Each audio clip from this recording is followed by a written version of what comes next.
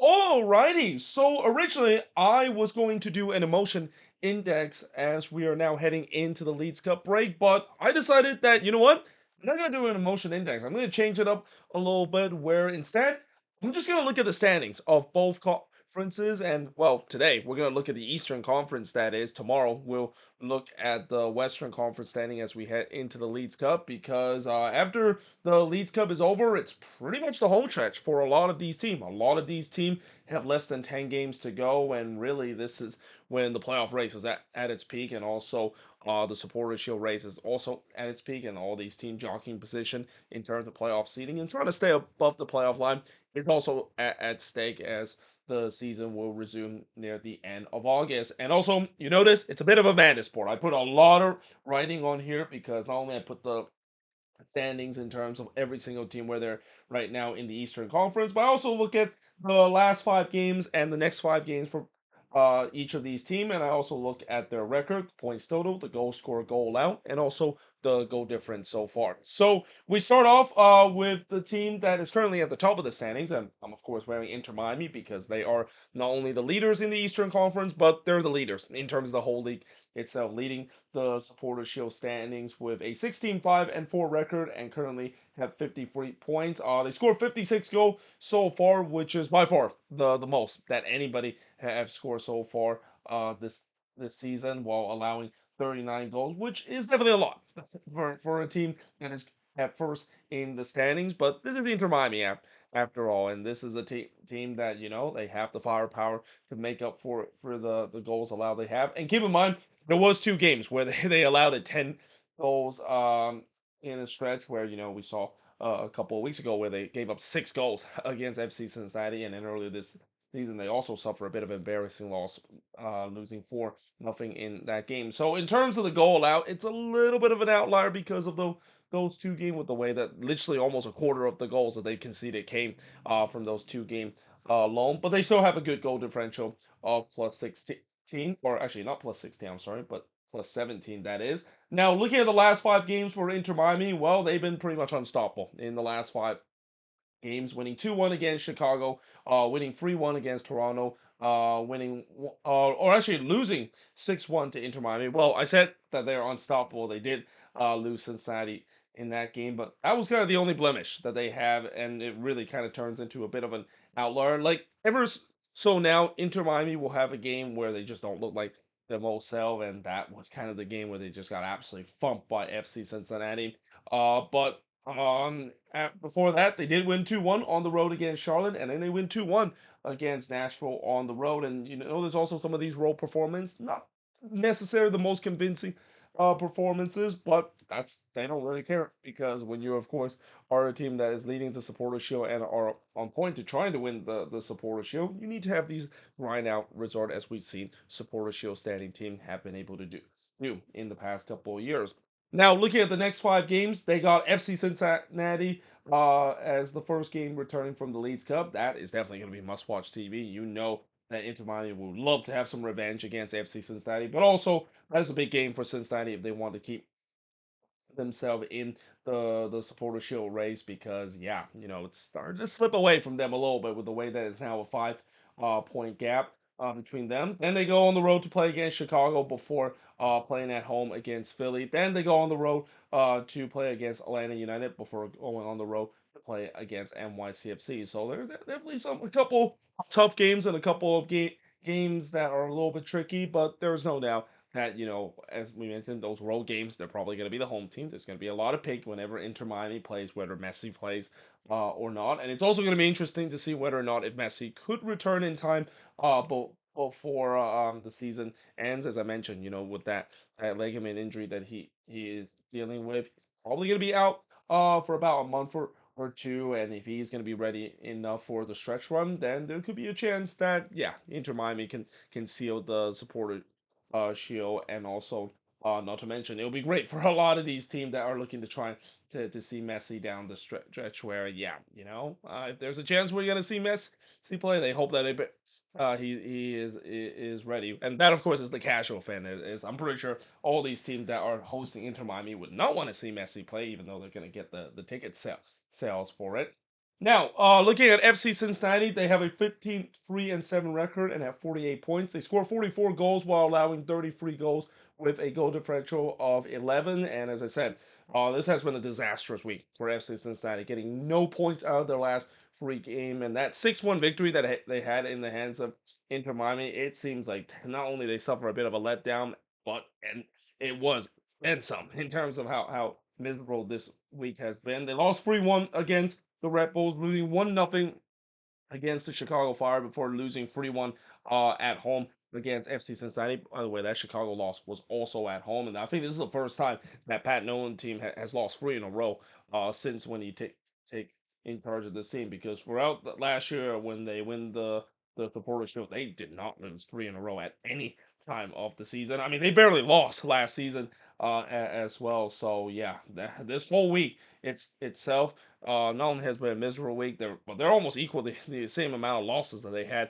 in the entire last season, and it's only happened in just 1 week period. But like I said before, the miserable week they did have a statement 6-1 win against Inter Miami before go on the road and win 3-2 against DC. Now in the next five, as I mentioned, they're playing against Inter Miami on the road for when they return from Leeds Cup, and that is a game that, yeah, if they lose that game, then maybe the Supporter Shield might be wrapped up. I know we'll look at some of the team in the Western Conference; they might have a say as well, but really, I think once again we're gonna see the team that wins the Supporter Shield that's coming out of the East, and once again, it just shows you how the East is still a much stronger conference compared to the Western Conference. But then after that, they have Montreal at home before playing in the Hell is Real Derby against Columbus. Then they go on the road to play against Minnesota before going on the road to play against Nashville SC. So there are definitely some winnable game in there, and especially with the way that if Lucho Acosta is back with this team, which I think he should be back with this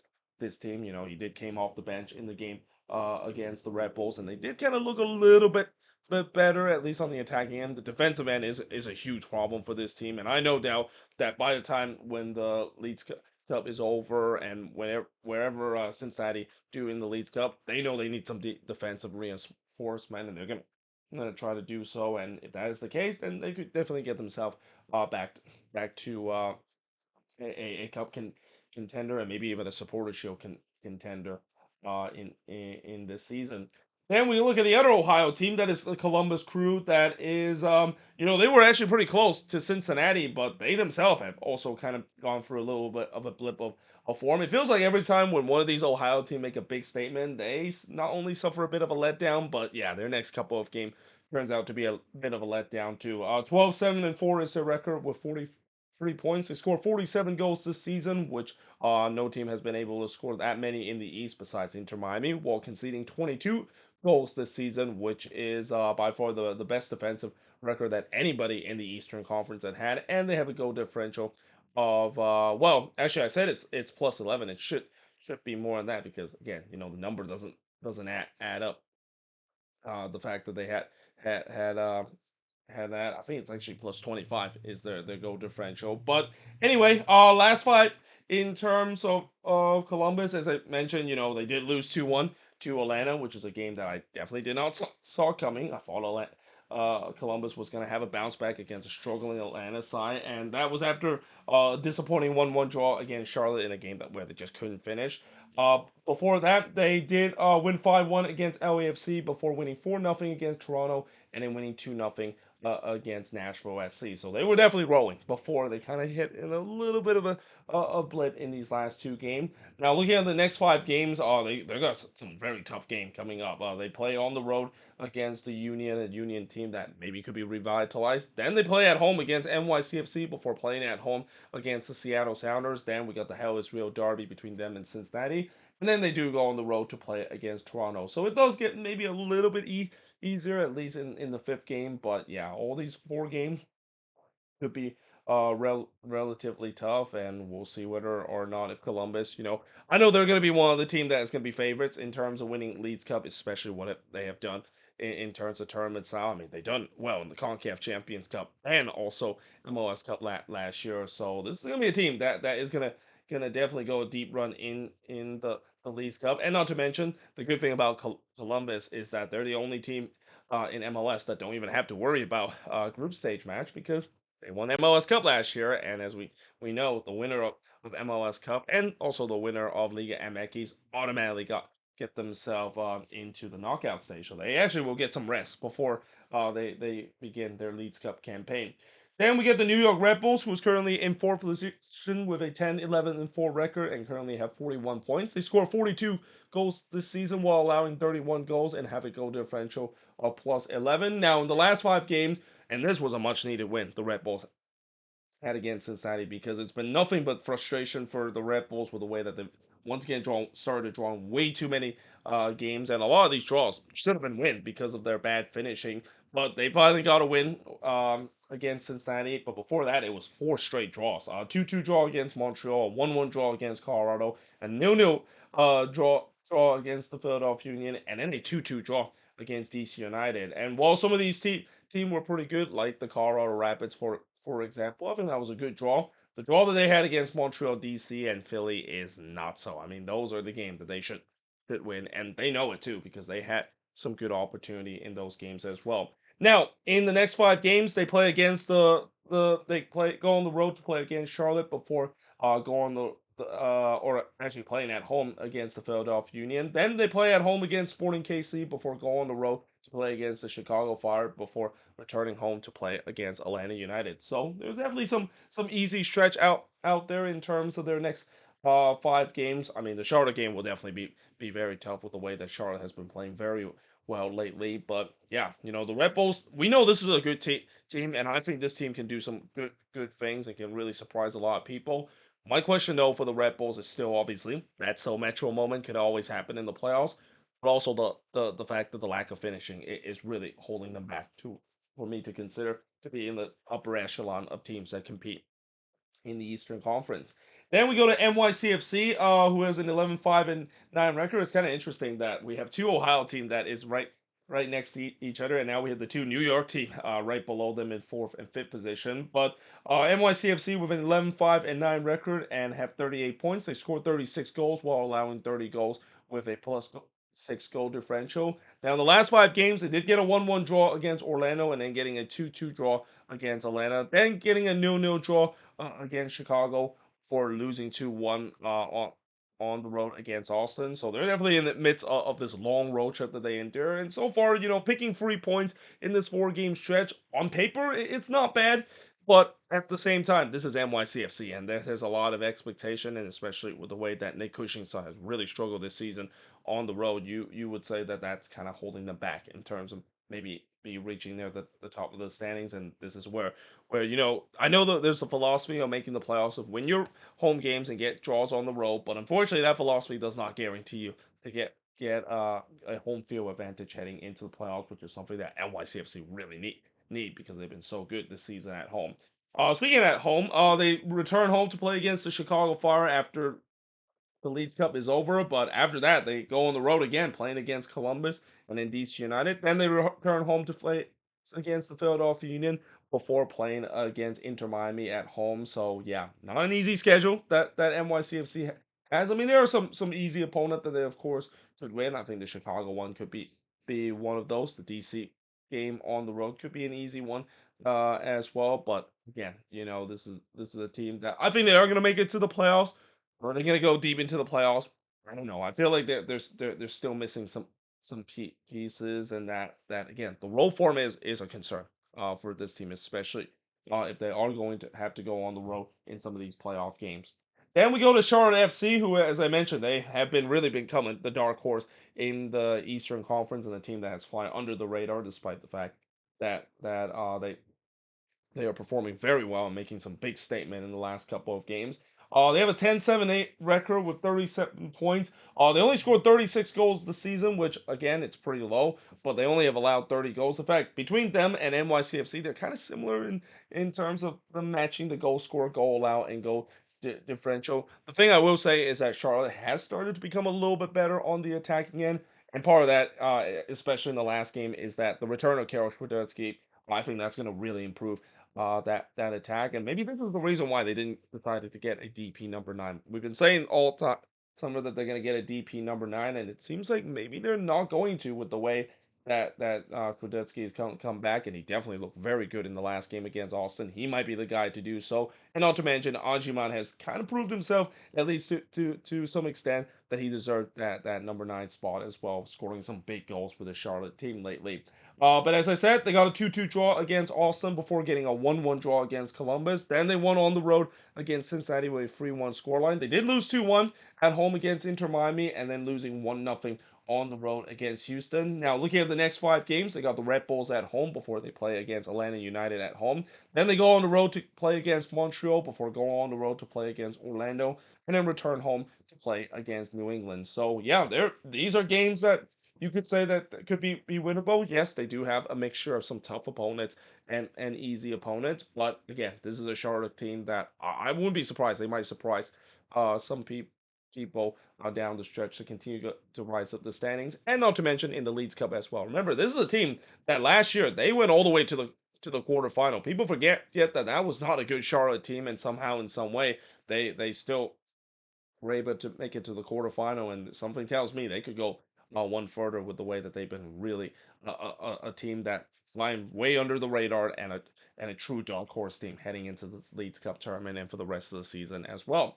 Then we go to number 7, and it is Orlando City. So remember Orlando, how for the majority of the season they've been spending around this part of the standings? Well, with the recent good form that they've been in, it has now risen them all the way up to 7th position with a 9-7-9 record and currently have 34 points. They scored 34 goals this season, which definitely is an improvement considering this was a team that was among the league worst in terms of goal scoring. They just could not get the lid out in terms of the goal scoring department. They conceded 39 goals.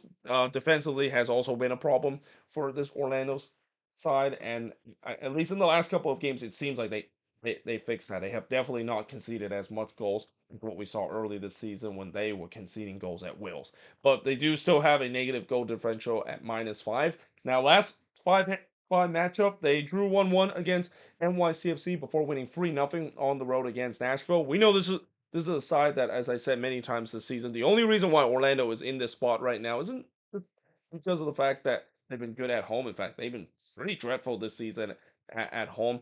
It's the roll form that's been carrying them, and you can see that true in terms of the last 5 too. They won three all 3 of their road game in their last 5 games, winning 3-0 against Nashville, winning 3-1 on the road against New England, and then they put up probably the best performance that they ever put up at Inter and Cole Stadium with a 5-0 thrashing over DC United before winning 2-1 on the road against Toronto, and that winning streak is all it took for them to rise themselves from near the bottom of the Eastern Conference all the way up to 7th position. Now, looking at the next 5 games, they got Sporting KC on the road before returning home to play against Nashville. Then they play New England at home before playing Charlotte at home, and then they go on the road to play against the Columbus Crew. So there's a chance that this good run of form that Orlando has not only can carry into the Leagues Cup, but also it can potentially continue after the Leagues Cup is over because they got some really easy opponent to face at least in the next couple of games, and there could be a case where if they can continue to win games, we could see a second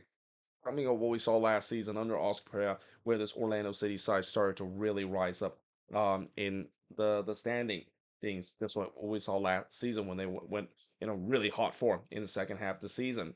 And looking at 8th position, we got Toronto FC with a 9-3-14 record with 30 points. They scored 34 goals this season while allowing 47 goals and have a goal differential of -13. Now, in the last 5 games, they got a much needed Canadian Classic seat win. I mean, this is a team that, as I mentioned, throughout this last month or so, they have just completely fall off the map. But despite that, they're still in the playoffs. I mean, somehow, in some way, they're still in the playoffs. And again, part of that is because while we talk about the Eastern Conference, there's some really good teams. There's also some very bad teams out there that is really helping TFC favor of them just kind of keep in the playoff position despite the fact that they're on this bad run of form that they had. Well, they finally stopped that with a 1-0 win against Montreal in the Canadian Classic. But before that, it was a 3-1 loss against Miami on the road, a 2-1 home win against the Philadelphia Union. But that was a rare win, too, because before that, they lost 4-0 against Columbus and losing 2-1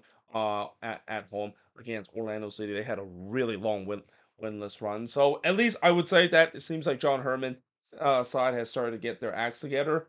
The schedule does not get a little easier for them. In fact, the next game that they have to go on the road to play against Houston. Then they return home to play against DC. That's a favorable game before playing at home against Austin. Another favorable game for them.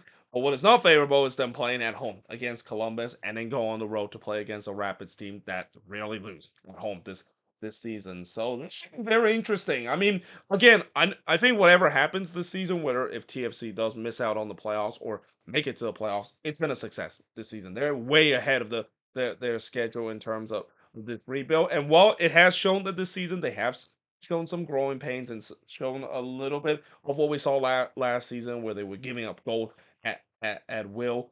At least I think if this team does make it to the playoffs, that is a huge boost of injection in terms of this deep rebuild that they're going through. Because again, many people nailed this team as the team to win the Wooden Spoon this year, but give credit to John Herman. He is working miracles to this team, similar to what we see him did with the Canadian national team, and I think it's just going to continue to get better with the way that some of these dead weight does come off in the off season, and they maybe started to think about once again spending and be ambitious in terms of continue to continue this deep rebuild that they're encountering.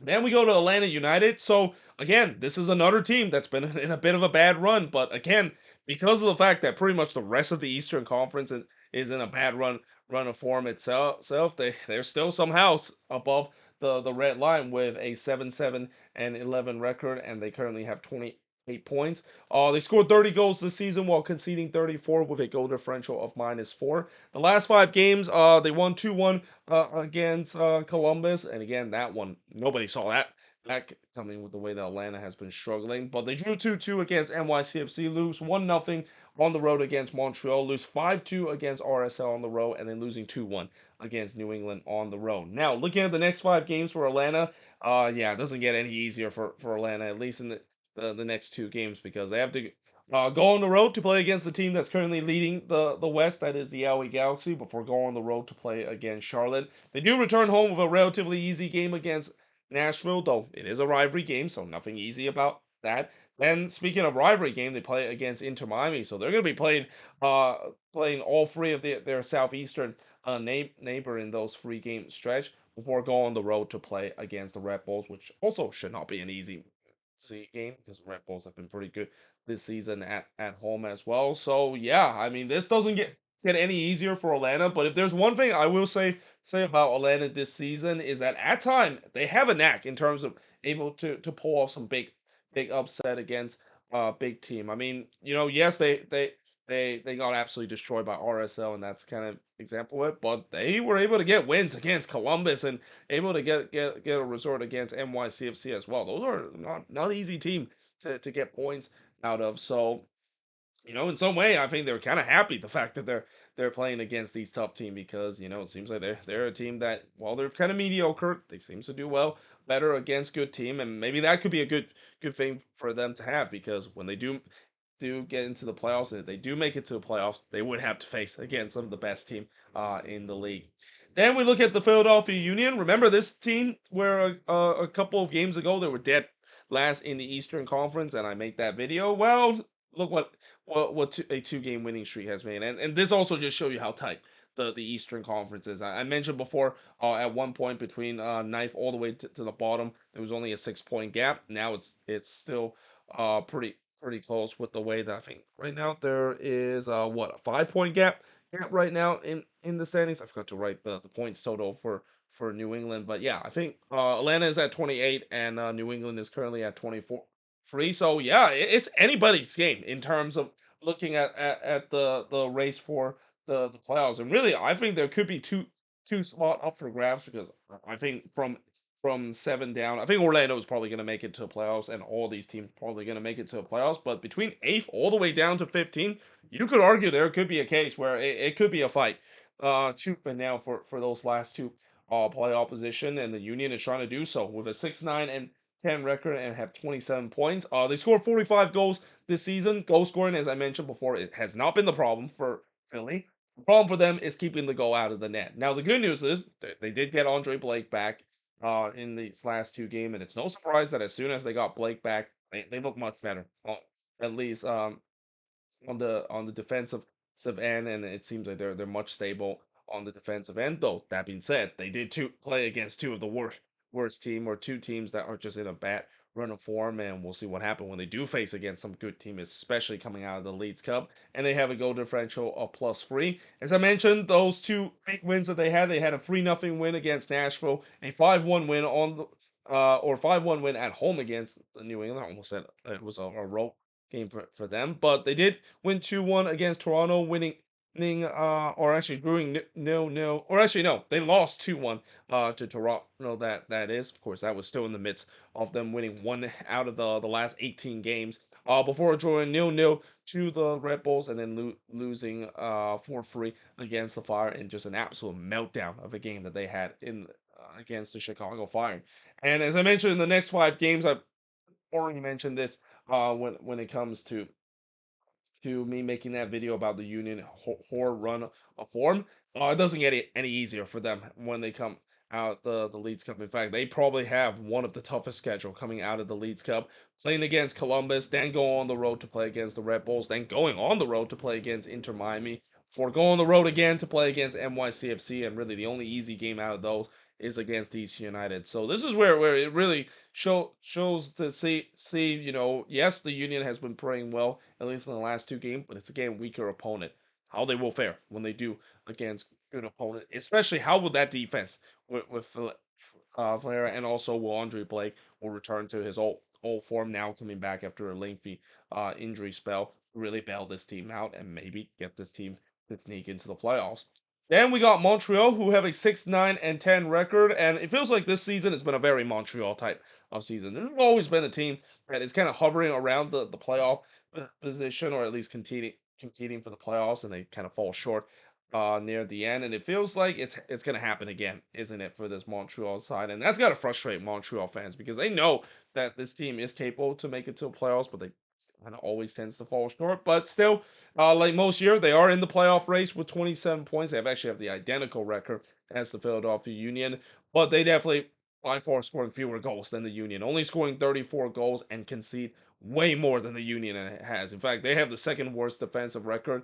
Defensively has been a problem for this Montreal side. It has been a problem for this team, at least in these last 2 years, and I am shocked the fact that they haven't really addressed that. But they gave up 49 goals so far with a -15 goal differential, and that include them losing 1-0 to their hated rival TFC in the Canadian Classic before drawing 2-2 on the road against the Red Bulls. Then they win 1-0 against Atlanta United before drawing 1-1 to Vancouver, and then losing 2-0 against NYCFC. The other issue I think Montreal is having is that they always tend to start off slow, and they're kind of starting to become a bit of a second half team, at least in the last couple of games. And there's nothing wrong with that. You'd rather to be a good second half team rather than just be a good first half team and just fade in the second half. But these slow starts sometimes is gonna come back to bite you. And we kind of saw it in the game against Toronto, just them getting off to such a slow start, and before when they looked like they got going, it was a little too late. Then in terms of their next 5 games, they play against New England at home before playing on the road against Cincinnati. Then they play against Charlotte at home before playing at home against the Chicago Fire. And then they, of course, play against the San Jose Earthquakes. Again, they're going to get a lot of home games because they were on the road for a lot in the beginning of the season. And that could be a good thing because, so far this season, I mean, I wouldn't say they have been just kind of flawless this season at Start Saputo. Definitely not as good as what we saw last season under Hernan Losada, where for a stretch, Start Saputo was definitely a fortress. They were like winning every single game. But these home game is definitely still going to help, and they do still have a really good record, and especially against some really good teams down the stretch with the likes of Charlotte coming home, and of course they did have to go on the road against Cincinnati, but Cincinnati has kind of struggled a bit. Could be a chance where Montreal maybe could sneak into the playoffs. But then again, we've seen in previous year, it seems like they're always uh there in terms of competing for the playoffs heading into the final day, but it just usually ends in more disappointment than actually success for them sneak into the playoffs. Then we look at these next two teams, that is Nashville and DC, and I want to mention these two teams because both of these teams have just gone into a complete free fall, and Nashville is probably the team that is even in a deeper free fall than what we see with DC, because for Nashville, they have a 6-8-11 record, but man, these last six games, boy. I think right now they have the longest losing streak right now in the league, and they just completely fall off the map and just cannot wait until BJ Callahan will take over this team, which I still don't know when exactly that he's going to take over this team. I would assume he would be taking charge of this team right now, but yeah, they have 26 points. They only score 26 goals this season. That is not a big surprise that they're struggling to score goals, because that's been the problem we have said about Nashville before, and now it seems like it's happening again. And also, not to mention the goals that they've allowed this season, 39 goals they have already allowed. That is definitely not Nashville SC kind of numbers. They're a team that for years has been have by far the best defensive record, but as the old saying goes, the defense can only carry you so much until it shows some crack. And this season, it has shown not only cracks, but it has really started to damage to a point where they're conceding goals that I have not seen Nashville do in previous season, and they have a minus 13 goal differential. And I think these last couple of games kind of shows you that too. I mean, man, defensively, these last four games, it's been pretty much the most brutal I've seen Nashville when it comes to defensively I've ever seen in their franchise history. They lose 3-0 on the road against the Union. They lose 3-0 at home against Orlando City. They lose 2-1 on the road against a struggling DC side. Then they got absolutely blasted by the Timbers in that game after just 27 minutes of them going 4-0 down, losing 4-1 eventually, and then they lost 2-0 to Columbus. And in the next five games, they do play against Austin, which is a chance for them to get a win, because Austin hasn't been very good this season on the road unless they somehow pull a rabbit out of the hat, as what we see Los Verdes sometimes do. But then after that, it gets a little bit tougher in terms of the schedule. They go on the road to play against Orlando, going on the road to play against Atlanta, playing at home against the Chicago Fire before playing at home against FC Cincinnati. And like I said, they're hoping that they're gonna have a strong Leeds Cup like what we saw last season, where they're heading into the Leeds Cup. They got a strong Leeds Cup, and eventually did well in that competition and make it to the final. Now, don't look at what happened after when they lost in that final. And it didn't go so well for them either. But they're just hoping that this time not only they'll have a good strong Leeds Cup, but maybe that will be a way to carry them heading into the latter stretch, because they need some momentum. This is just completely slip out of their hands. This was a team that was looking pretty comfortable, and well, I wouldn't say comfortable, but more like inconsistent. Right now, they're just straight up bad in this stretch of form with them losing six in a row. And then we look at DC United. Again, this is another team that is in the midst of a very, very bad run of form, but they can also thank Minnesota for at least gifting them, or at least papering over the cracks of this bad run that they had. But they have a 6-8-11 record, similar to Nashville, and they have 26 points. They scored 35 goals this season. They gave up 50 this year. Defensively, it's been a mess for DC, and they actually have the worst defensive record in the Eastern Conference. And I think they're only second behind the San Jose Earthquakes with the worst defensive record in the league, with a minus 15 goal differential. And like I said, the last game, that game really paper over the cracks. If it wasn't for Minnesota just completely melt down late in this game, they were staring down of another loss. But they win 3-2 in that one. Before that, they did win 2-1 against Nashville. So I say that that game against Minnesota might have paper over the cracks. I would say these last two games kind of paper over the cracks as well, because before that they got absolutely blasted by Orlando, and I wrote Nashville there. I got the wrong team there for a second. But before that, they did lose 3-2 to FC Cincinnati before drawing 2-2 against the New York Red Bulls. Now, looking at the next five games, they got FC Dallas at home before going on the road to play against Toronto. Then they go on the road to play against Chicago before playing against NYCFC and playing against the Philadelphia Union. Those are definitely games that they're facing against team that is in the mix of the playoffs. And I say this a couple of years when the Quakes were in the midst of a a playoff uh potential contention, with them playing a lot of teams that is around them, that it could actually work perfectly well for you, because if you win those games against teams that are battling for those playoff spot, then you can definitely overtake them and getting into those get to the playoff spot. The key word is win those games because the Quakes definitely did not win those games when I mentioned with them facing a lot of teams that's fighting for playoff position, and that's what DC needs to do because if they don't win those games against those team around them, they're not going to get themselves into a playoff position. In fact, they're gonna fall even further back because of losing to those teams that are also so within their vicinity of potentially making the playoffs.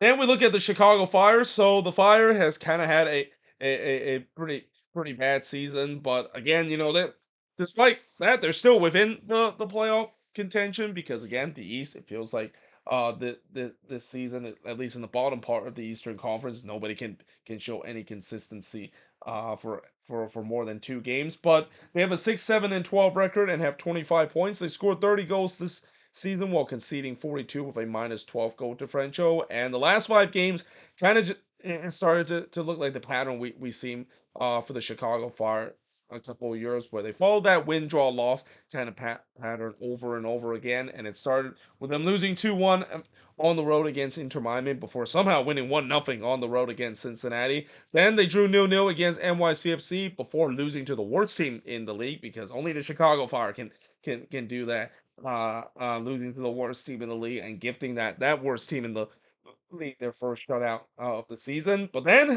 before that, they somehow miraculously won 4-3 in an incredible comeback against the Philadelphia Union. And looking at the next 5 games, they of course play against NYCFC on the road before playing at home against Inter Miami. But then they play at home against DC United before playing at home against the Red Bulls, and then they go on the road play against Nashville SC. So at least in the beginning, it gets a little bit tough for the Chicago Fire. But again, one of the thing Fire fans will not have a lot of optimism about this team is that September is usually the time when this team just completely fall off the map and just crater and miss out on the playoffs. And for the sake of Fire fans and in terms of putting to the end of their suffering and hopefully finally change the narrative, I really hope that's not the case. I really hope this team eventually can put it together in September and go on a run because I think there's out of all these teams that fighting for playoff position, I think the one team that desperately deserve a playoff spot and desperately at least have their fan base to be happy for once is the Chicago Fire because this team has been the most cursed franchise I've seen in the past decade or so. Between them and the Quakes, and I would say Chicago is probably even more cursed because at least the Quakes made it to the playoffs a couple of times. This team has not made it to the playoffs since 2017. They still have the longest active playoff drought out of any team in MLS, and it just feels like every season it's usually around this time of the period after Leagues Cup where they just completely collapse and fall apart. And again, for the sake of the Chicago Fire, hopefully that's not going to happen. I don't know the patterns that they follow, which is win, draw, loss is going to be enough push them to the playoffs. But again, when you look at these next couple of games, there are games where I think there could be some winnable game for this Fire team. Then we go to 15th position, which is the New England Revolution. Now, mind you, New England does have a couple of games in hand, and that's important for me to note because technically, when you look at where they are in the standing, they currently have 23 points. But if they can win those game in hand, they can propel themselves all the way up to ninth position. So again, as I mentioned, it seems like everybody is in vicinity, but you also got to remember New England have played the fewest game out of everybody, so they're gonna have a chance where they can use those game in hand and of course propel themselves in the standings. But of course, you need to win those game in hand. That's the key word in terms of it. But New England have a 7-2-14 record. They've scored 23 goals, which is by far the fewest any team has had. But keep in mind, there was a time where this team was stuck below 10 goals. Like they went through almost a third of the season with only like nine goals, and they finally broke that double digit goal scoring mark. But their defense is not any better. 47 goals conceded this season. They by far have the worst goal differential in the Eastern Conference with a minus 24 goal differential. Last 5 games is a 1-1 draw against Dallas before getting absolutely blasted by the Union with a 5-1 loss. Then they lost 3-1 at home against Orlando before losing 2-0 to the Seattle Sounders and then losing 2-1 against Atlanta United. So again, they're in the midst of another losing streak. Or actually, they did win 2-1 against Atlanta United, but they're still in the midst of another losing run or another winless run, which has happened so many times this season for this Revs team. But looking at the next 5 games, they go on the road to play against Montreal before going on the road to play against RSL. Then they play against St. Louis at home before going on the road to play against Orlando, and then play Montreal again at home. So they play Montreal twice, at least in the last months or so. Those could be key games because both of these teams are teams that could be fighting for a playoff position. But either way, again, you could say that there could be still a chance that New England could make a run. But again, it's all about the health of this team. This team once again has started to be decimated with injuries. It feels like that injury curse is starting to come back to this team. With the way that in these last two games they had to call in some Revs 2 player to cover this team because of how decimated they are because of injury, but also just once again a lack of form that they have shown in the last couple games has once again put the seat back to being warm for Caleb Porter. And